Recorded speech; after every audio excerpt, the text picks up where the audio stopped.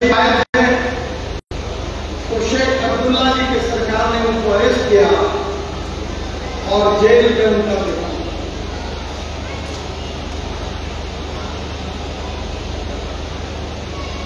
मुझे याद है कि उस समय हम नारा लगाते थे। दो नारे मुझे याद है। एक नारा था, जहां हुए बलिदान मुखर्जी वो कश्मीर हमारा, और दूसरा नारा था, कश्मीर हो या गुवाहाटी अपना देश।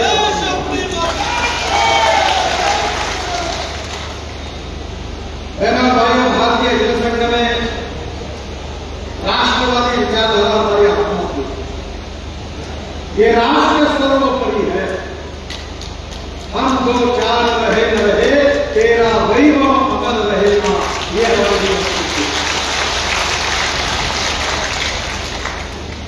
भारतीय जनसंघ के रूप में, राष्ट्रवादी राजनीतिक पार्टी के रूप में हमने देश के अंतर्गत और बाह्य सुरक्षा को प्राथमिकता दी। अलग भाषा, अलग देश, फिर भी हमारा एक देश, ये केवल कहने के लिए नहीं था, ये हमारा विचार था। अलग भाषा है, अलग संस्कृति है, और हमारा देश एक है, यही भाव इस देश में जगाने की हमने कोशिश की। श्यामा प्रसाद मुखर्जी के साथ पंडित दीनदयाल उपाध्याय, प्रेमनाथ अरोड़ा जी, विशेष रूप से अडवाणी जी, अटल जी, एक लंबी श्रृंखला रही कि हमारे देश के लिए प्रेरणा मानकर अनेक कार्यकर्ताओं ने बलिदान किया, अनेक कार्यकर्ताओं ने देश के लिए समर्पण किया। राष्ट्रीय स्वयंसेवक संघ की विचारधारा हम सबको एक संस्कारित करके आदर्श स्वयंसेवक के रूप में हमें राजनीति के विजन मिली, और वो विजन है कि राष्ट्रवाद, राष्ट्र सर्वोपरि, राष्ट्र की सर्वांगीण उन्नति और विकास, यही हमारा उद्देश्य है। और अगर राष्ट्र का विकास करना है तो विकास केवल बोलने से नहीं होगा। राष्ट्र का विकास अगर करना है तो सुशासन और विकास करने की आवश्यकता है। Good governance and development. और ये दो बातों के साथ तीसरा हमारा उद्देश्य है, जो पंडित दीनदयाल उपाध्याय जी का सामाजिक आर्थिक चिंतन अंत्योदय के रूप में है, वो हमारा उद्देश्य है। दीनदयाल उपाध्याय जी के चिंतन में क्या है? ये समाज के आर्थिक पायदान पर जो खड़ा है, जिसको रहने के लिए मकान नहीं है, जिसको खाने के लिए रोटी नहीं है, जिसके शरीर पर कपड़ा नहीं है, उस दरिद्र नारायण को हम भगवान माने और उसकी निरंतर सेवा करते रहे। और जिस दिन उस दरिद्र नारायण को रोटी, कपड़ा और मकान मिलेगा, उस दिन हमारा कार्य पूरा हो गया, ऐसा हम समझेंगे। यही हमारा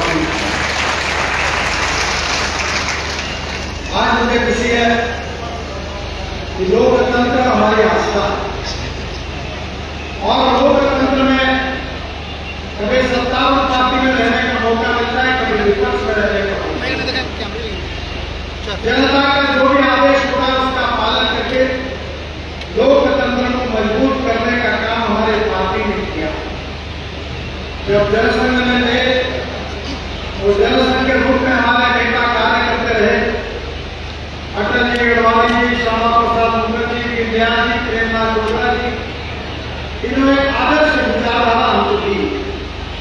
और आज मोदी जी के नेतृत्व में हम लगातार ये कोशिश कर रहे हैं कि हिंदुस्तान को विश्व गुरु बनाएंगे, हिंदुस्तान को दुनिया की तीसरी महान आर्थिक शक्ति बनाएंगे, हिंदुस्तान को $5 ट्रिलियन की इकोनॉमी बनाएंगे, और हिंदुस्तान को आत्मनिर्भर भारत बनाएंगे। गांव, गरीब, मजदूर, किसान का कल्याण करेंगे, गरीबी को दूर करेंगे, युवाओं को रोजगार देंगे, और देश को दुनिया की ताकत बनाएंगे।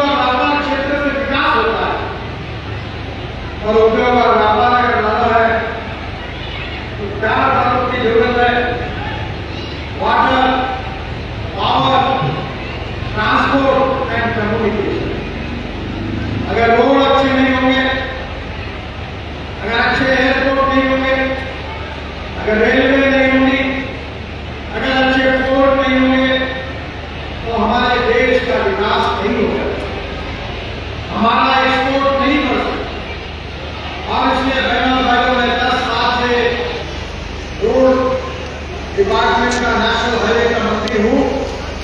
मैं आपको विश्वास के साथ बताना चाहता हूं कि जब से जम्मू कश्मीर का निर्माण हुआ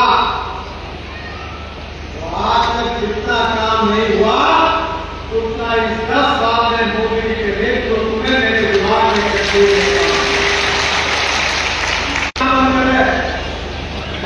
आज मैं हेलीकॉप्टर से हमारे दिल्ली अमृतसर कटरा इस हाईवे का मार्ग देख रहा था। ये बताया गया है कि नवंबर 1 तक हम लोग कटरा तक का रोड पूरा हो जाएंगे और इसके बाद कटरा से दिल्ली 6 घंटे में, कटरा से अमृतसर 4 घंटे में और दिल्ली से श्रीनगर 8 घंटे में होगा। ये मैं आपको विश्वास करता हूं। शायद आज मेरी बात पर आप विश्वास नहीं होगा क्योंकि आप कल्पना ही नहीं कर सकते।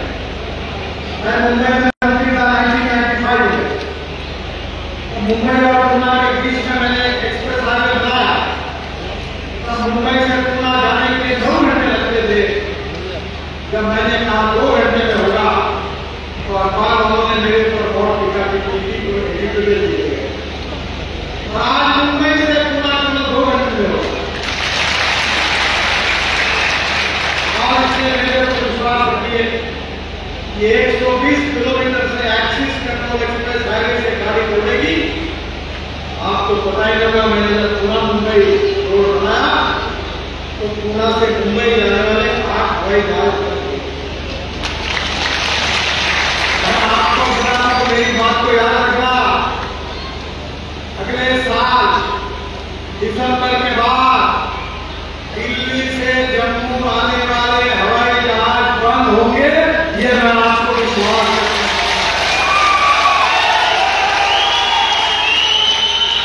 दिल्ली से जाने के लिए एयरपोर्ट को 1 घंटा लगेगा, तो 1 घंटा रुकना पड़ेगा। आने के लिए 1.25 घंटा लगेगा, घर जाने के लिए 1 घंटा लगेगा, 4 घंटे लगेंगे। इसके बदले में आप पूरे 6 घंटे में कटरा पहुंच जाएंगे और 8 घंटे में श्रीनगर जाएंगे। दिल्ली से देहरादून 9 घंटे लगते हैं।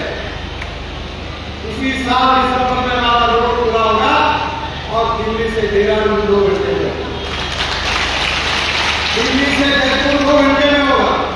अभी रोड हो गया। और इतना ही नहीं तो चेन्नई से बेंगलोर 5 घंटे लगते थे, 2 घंटे में होगा। बेंगलोर से मैसूर 3.5-4 घंटे लगते थे, अब 45-50 मिनट में हुआ।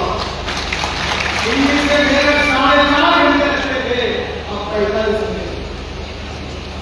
मेरा भाई, देश की तस्वीर बदल रही है। और इसका फायदा क्या होगा? हमारी जो ट्रक है, लॉजिस्टिक कॉस्ट है, तो दुनिया में बहुत महंगी।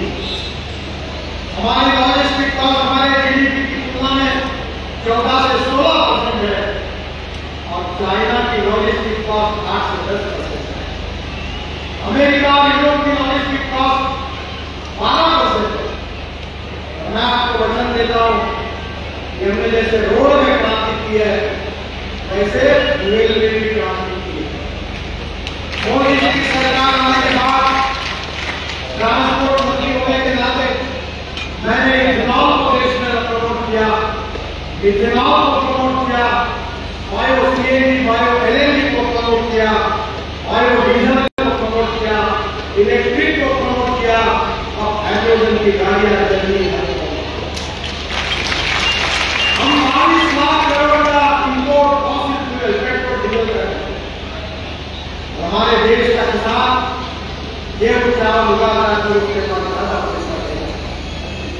मैं 2004 से कह रहा था कि इस देश का किसान केवल अन्नदाता नहीं, ऊर्जादाता बन जाए। मैं कुछ किसानों 4 चीनी मिलें चलाता हूं और तुम्हारे पूरे जिले को जितनी बिजली लगती है उतना मेरे क्षेत्र में निर्माण का किसान कर रहा है। अब केवल बिजली नहीं, अन्नदाता से ऊर्जादाता बन गया।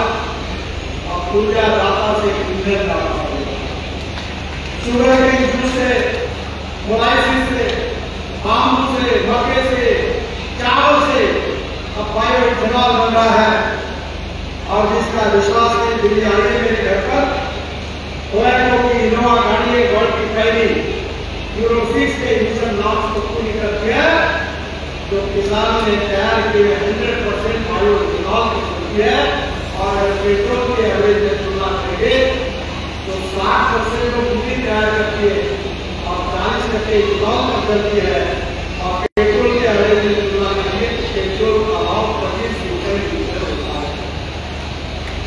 अब हमारे यहाँ मारुति सुजुकी, टाटा सब ब्रेक इंजन की गाड़ियां ला रहे हैं, लेकिन दूर नहीं है कि पेट्रोल के बजाय हमारे किसान ने तैयार की इथेनॉल की गाड़ियां चलेगा।